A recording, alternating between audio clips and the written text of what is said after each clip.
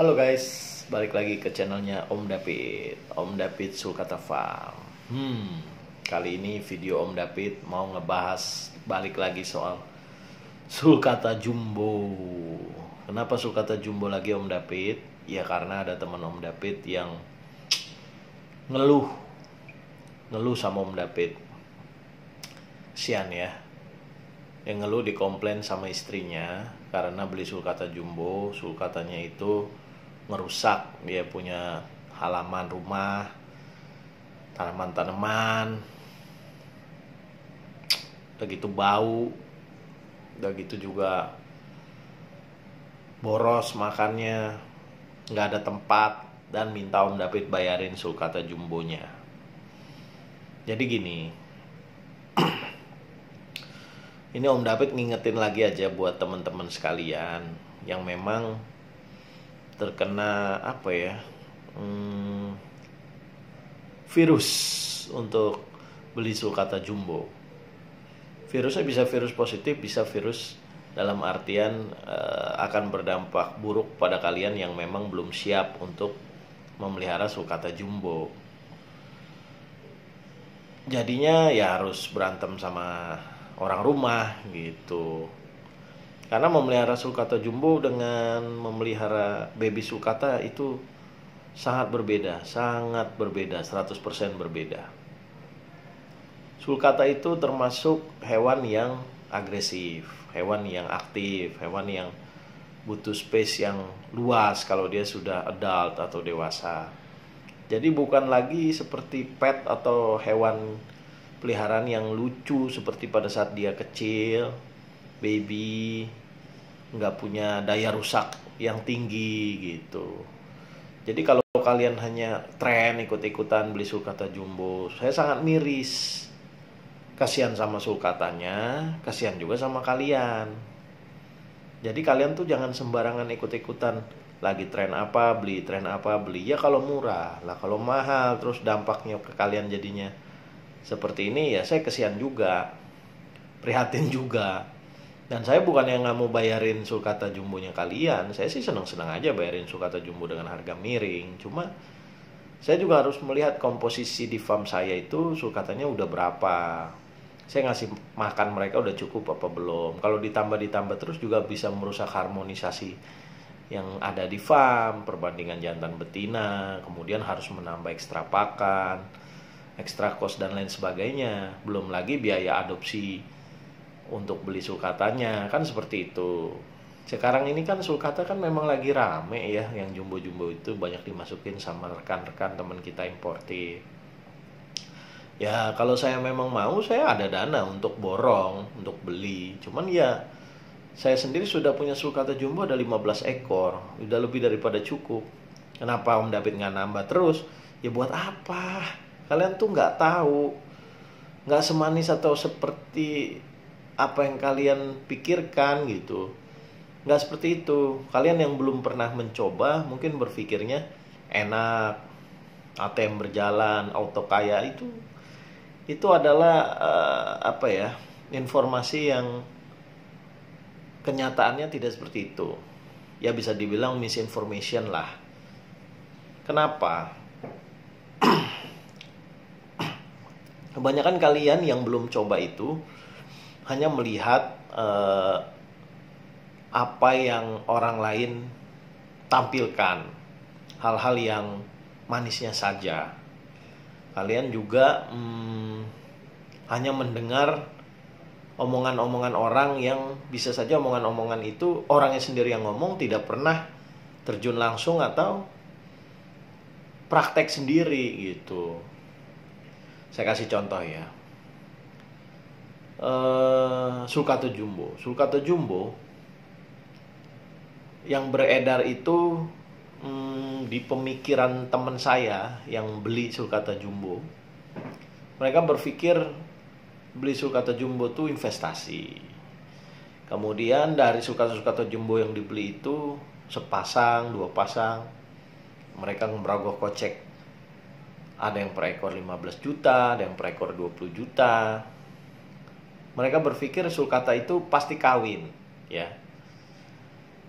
Selain mereka berpikir pasti kawin, mereka berpikir juga sulcata tuh pasti nelor. Kemudian yang lebih lucu lagi, mereka berpikir sulcata itu telurnya pasti netes. Nah, itu 3 yang pasti menurut orang yang membeli sulcata jumbo. Pertama, sulcata jumbo kalau dibeli sepasang itu pasti kawin menurut mereka. Ini menurut teman saya juga seperti itu. Yang kedua, sulcata itu kalau sepasang itu pasti nelor. Nah, yang ketiga, telurnya itu pasti netes. 3 ini saya bilang ke kalian, ini sama sekali tidak pasti. Sulcata beli sepasang pasti kawin 100% belum tentu. Bisa dia kawin kalau memang dia jodoh, dapat pejantan yang birahi mau kawin. Bisa juga dapat pejantannya yang banci nggak mau kawin. Kalian tunggu setahun 2 tahun pun dia nggak bergerak untuk mengawini betinanya. Atau misalnya dia belum pernah berpengalaman kawin, kawinnya pun asal-asalan, sehingga tidak ngelok, tidak masuk penisnya ke kloaka betinanya, ya kan? Nah, setelah terjadi perkawinan, yang kedua dipikir pasti nelor. Enggak ya.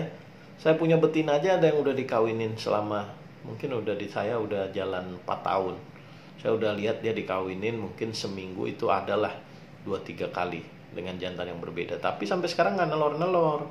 Dan itu kejadian di breeder lain yang juga rekan saya, teman saya, baik di dalam negeri maupun yang ada di luar negeri. Kalau saya diskusi di Messenger via Facebook, jadi nggak selalu pasti nelor. Kalau kamu dapat yang nelor, ya itu rezeki. Jadi jangan salah. Kemudian pasti netas, ini juga salah. Saya pernah dari sulcata saya itu nelor 30-30-30-nya ternyata steril. Pernah, udah ditunggu 3-4 bulan ternyata tidak ada isinya. Kemudian pernah dalam telur, kemudian inkubatornya kepanasan, jadi overheat, jadi rusak, ada 20 telur. Pernah. Kemudian kemarin saya bikin video, saya kasih lihat ada juga yang dikerubutin sama belatung, ya. Di dalam telurnya busuk, ada belatungnya. Itu hampir kebuang, itu 50 telur. Sulcata saya ada 15 ekor. Bayangkan, telur yang saya hasilkan paling ya setahun ini yang top-topnya ya paling di atas 100 lah. Nggak banyak-banyak amat, karena ada betina juga yang nggak nelor. Ada juga yang nelor, jadi nggak instan semudah yang kalian pikir. Ada rekan saya itu breeding di kota Bogor, saya nggak usah sebut namanya. Dia punya sulcata itu banyak sekali. Dia breeding kura pun udah sukses, tapi jenis kura yang lain. Tapi sulcata itu dia selalu gagal. Pertama karena nelornya di semen, hancur semua telurnya. Kemudian nelor semua, tapi pada saat diinkubasi juga tidak netes, busuk. Dan sebagian tidak nelor karena dia bergabung sama iguana peliharanya. Banyak macam. Jadi kalau kalian berpikir pasti kawin, pasti nelor, pasti netes, kalian harus hati-hati. Kalian itu sudah investasikan uang kalian tuh berapa banyak. Teman saya ada yang beli 3 ekor dan memang sudah nelor dari pemilik yang sebelumnya. Itu kurang lebih 60 juta. Menurut saya ya cukup baik lah beli yang sudah nelor, sudah sejodoh, kawin terus. Tinggal dia meneruskan saja. Tapi pengeluaran yang dia keluarkan juga 60 jutaan. Karena 1 ekornya dinilai 20 juta. Itu bukan uang sedikit. Dan ini pun teman saya sampai sekarang belum berhasil, masih menunggu. Dan masih banyak lagi teman-teman hobi saya yang punya sepasang. Tapi ya ada yang nelor, ada yang enggak. Ada yang nelor, ada yang netes, ada juga yang enggak. Jadi semua tidak ada yang pasti. Kalau berhasil ya rezeki. Kalau nggak berhasil ya situasinya ya kalian harus siap-siap, jangan depresi. Namanya juga hobi, jadi tidak ada yang pasti. Yang pasti itu, sulcata jumbo itu, yang pasti, yang pertama, pasti boros makan. Udah pasti pakannya itu, pasti boros. Kalian mau dia kasih dia apa makannya? Pelet. Kalian berapa pengeluarannya pelet? 1 pelet aja sebungkus udah berapa? Kalian mau fumak. Fumak kalau kalian beli cuma sekilo, dia nggak kenyang. Coba bayangkan kalau kalian punya 2 ekor sulcata jumbo atau seperti saya 15 ekor. Kalau kalian gak hobi, uang yang kalian keluarkan segitu banyak, bagaimana? Kedua, pasti bikin kerusakan kandang. Pasti. Dia itu aktif, hobinya nyeruduk-nyeruduk, pengen juga melarikan diri. Pasti kandang kalian tuh rusak ditabrak-tabrak.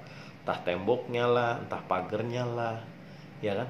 Saya udah pecah lampu itu udah berapa? Mungkin udah selusin karena saya punya shelter, meja tempat naruh lampu ditabrak, lampunya jatuh pecah.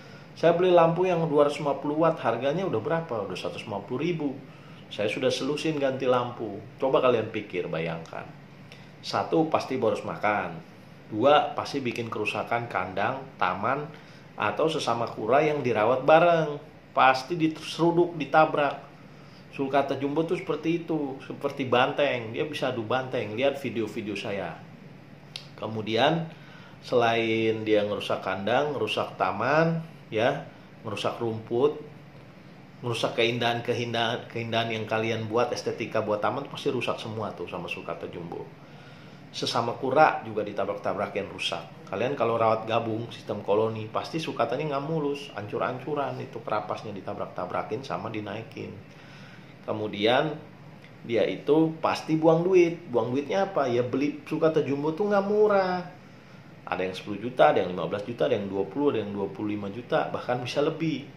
Ya, udah 3 nih. Kemudian yang keempat, namanya makhluk hidup pasti ada sakitnya. Namanya makhluk hidup satu saat juga akan mati. Kalian pikirkan baik-baik. Jadi yang dibilang pasti kawin, pasti nelor, pasti netes, 3 ini nggak pasti. Nah, yang pasti malah ada 4. Pertama, pasti boros makan. Kedua, pasti bikin kerusakan kandang, ya kan, taman atau sesama kura. Kemudian pasti buang duit karena beli sulcata jumbo itu nggak murah. Yang terakhir, dia namanya makhluk hidup pasti ada sakitnya. Jadi kalian tuh jangan berpikir yang enak-enaknya aja, yang indah-indahnya aja. Bahkan ini keributan di tempat teman saya, di rumah teman saya itu ya karena masalah sulcata jumbo. Kalau kalian belum siap, tidak ada kandang, tidak punya ruang yang cukup, ya kalian urungkanlah. Jangan dipaksakanlah. Gak semanis yang kalian pikir kok. Coba ya kalian pikir. Saya kasih perbandingan. Breeding, kalian mau jualan misalnya, kalian mau jadi breeder. Atau mau jadi seller aja, reseller. Pertama ya, kalau kalian itu breeder pertama, harga kura pasaran kan anakan kan 1 sampai 1,5 ya, anakan sulcata tuh. Biaya pakan tuh udah berapa selama 1 tahun? Belum tentu kuranya nelor belum tentu kuranya netes, punya pun belum tentu kawin. Biaya rawat pakai pegawai, kalian kan sibuk kerja bisnis, kalian bayar pegawai, bersihin apa segala macam, belum resiko kehilangan, kecurian dan lain-lain. Kalian harus siapin tempat itu berapa?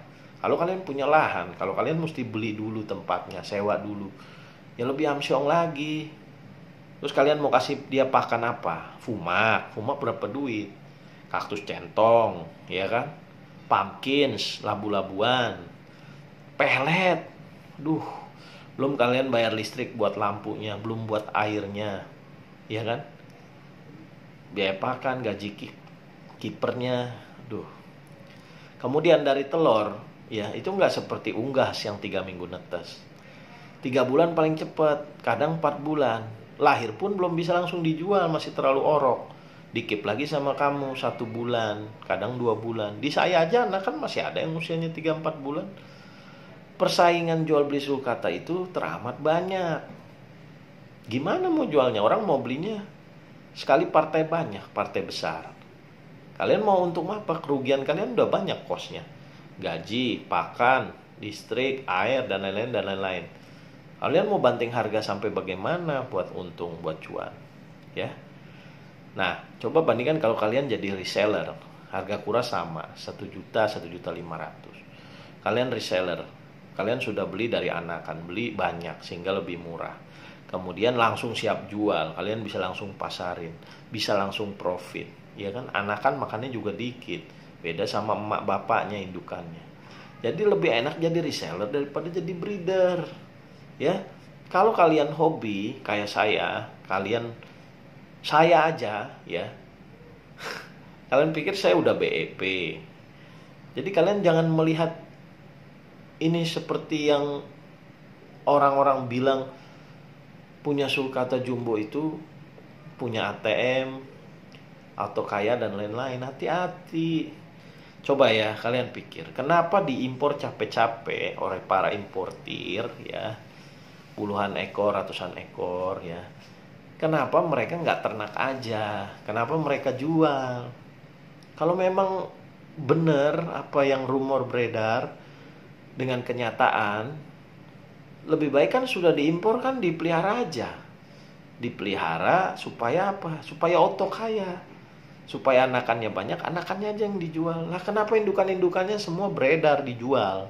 Kenapa? Kenapa si importer-importer ini tidak ternak aja? Emang nggak ada orang yang mau jadi kaya?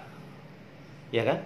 Kenapa indukan-indukan yang bertelur emas malah dijual? Tidak diternak sendiri. Itu harusnya kalian itu bisa apa ya? Menganalisa lah.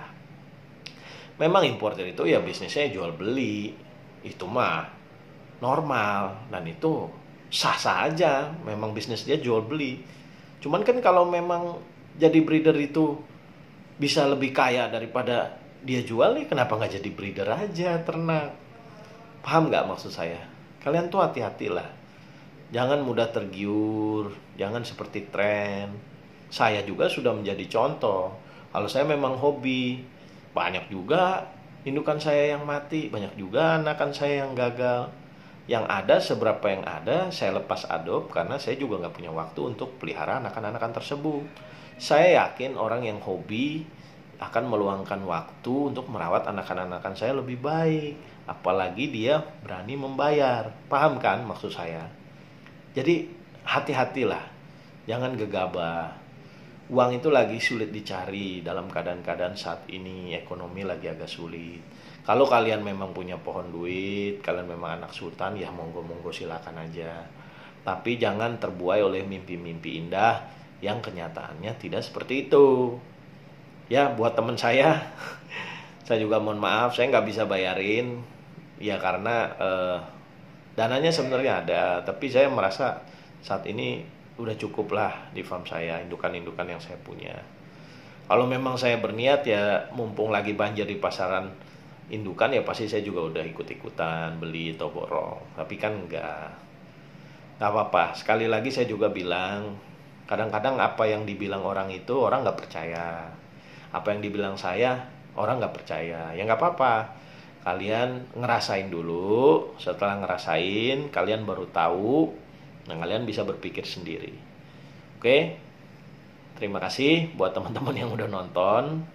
Ya ini sedikit aja masukan dari saya karena keadaan saya lihat bukan cuma 1-2 teman saya, ada beberapa yang udah mulai curhat. Ya mungkin yang belum bisa berpikir dengan baik dulu, bisa menganalisa lebih baik dulu sebelum mengambil keputusan. Oke. Jangan lupa saya minta tolong di subscribe, di like dan di komen. Thank you. Bye-bye.